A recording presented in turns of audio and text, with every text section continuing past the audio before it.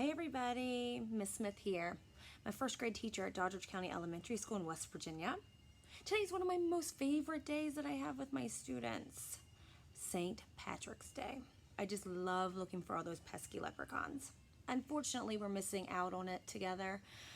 So I thought, how can I share it with my first graders and with other students that are not at school today? Well, I'm going to read my favorite leprechaun book. It's called Leprechauns on the Loose. Have you heard of it? If not, you better get ready for a fun time. All right, Leprechaun on the Loose. It's by Marcia Thornton Jones and illustrated by Sid Moore.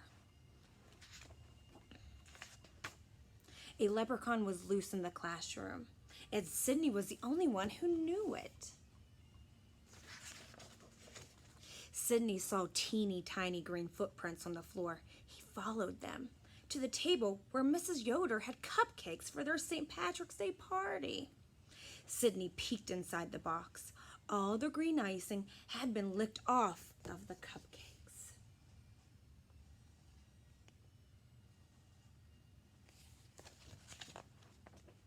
Sydney set out to find the leprechaun. It was plain bad luck when he stepped on his own shoelace. Oof! Whoosh! Splat! Sydney fell right on the table. Sydney ruined our party snack, Della Puddington told everyone when Mrs. Yoder threw away the squished box. I didn't do it, Sydney said. It was the leprechaun. An itty-bitty hee-hee-hee came from behind the fish tank, but Sydney was the only one who heard it.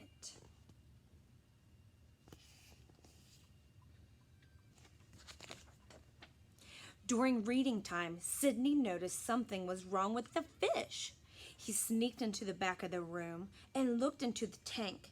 The leprechaun was swimming the backstroke, and the fish definitely were not happy. Our classroom fish would have not been happy to share either. Sydney dove after the leprechaun. Plop, kerplunk, sploosh. Water soaked the table. Sydney ruined our decorations, Della cried when Mrs. Yoder threw away the soggy paper shamrocks. I didn't do it, Sydney said. It was the leprechaun.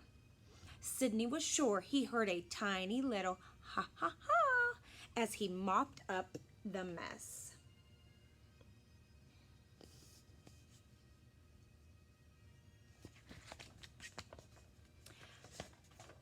During science class, Sydney heard a creak, creak, creak coming from the hamster's cage. Sydney tiptoed to the cage. He carefully opened the door and came face to face with the leprechaun. While Sydney and the leprechaun stared at each other, the hamster ran out the open door and across the table. Sydney dived after the hamster. Boom, bam, crash. Sydney fell against the table. Juice went everywhere, just as the hamster scurried out of sight.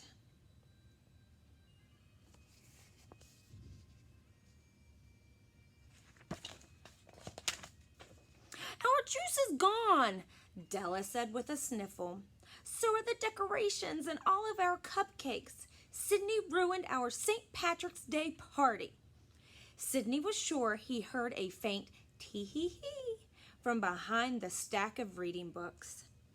Nobody believed that Sydney didn't do it. There was only one thing for him to do. He had to catch that leprechaun. At recess, Sydney sneaked past his teacher and ran to the art corner. Everything he needed was there.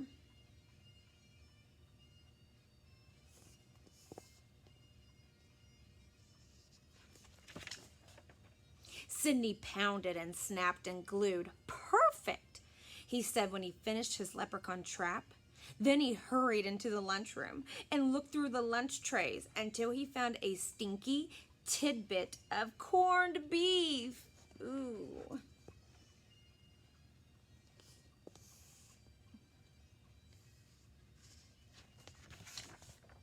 Sydney carefully reached inside his leprechaun trap with the bait.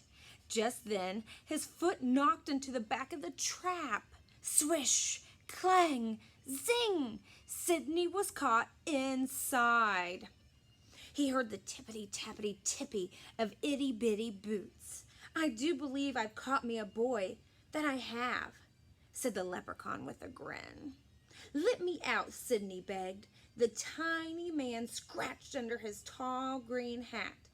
Now why should I be wanting to do a thing such as that? Check out the box. All leprechauns welcome.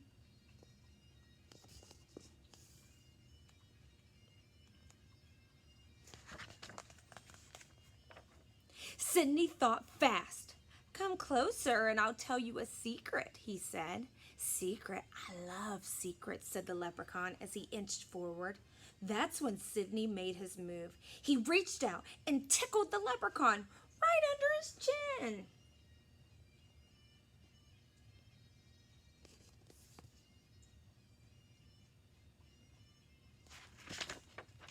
Ha ha ha, he, ho ho ho. The leprechaun fell down and hit the trap door. The door flew open. Sydney rolled out and pushed the leprechaun inside. Swish, clang, zing! I've got you, Sydney yelled. Now I have proof that you ruined the party, not me.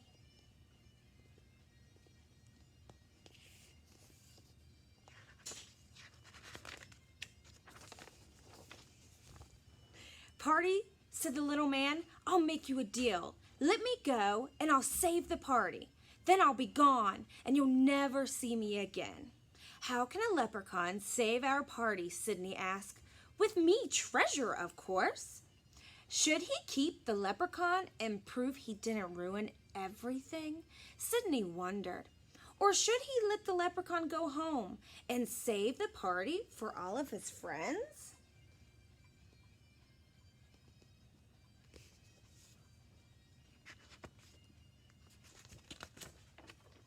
Decisions. Sydney was running out of time. His class was right outside the door. He had to decide. Quick! Tell me where your treasure is, Sydney said. He leaned close, and the leprechaun whispered in his ear.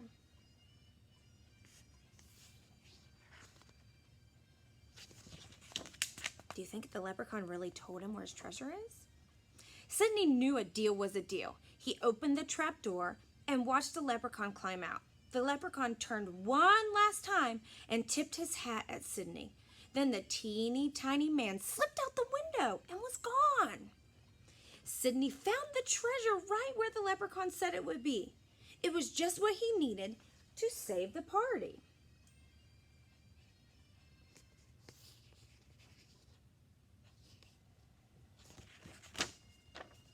The class cheered. Even Della Puddington smiled at Sydney. Mrs. Yoder wasn't mad at him anymore, even if she didn't quite believe where Sydney got the party supplies. Sydney was finally able to forget all of the trouble the leprechaun had caused. Then Sydney heard something terrible.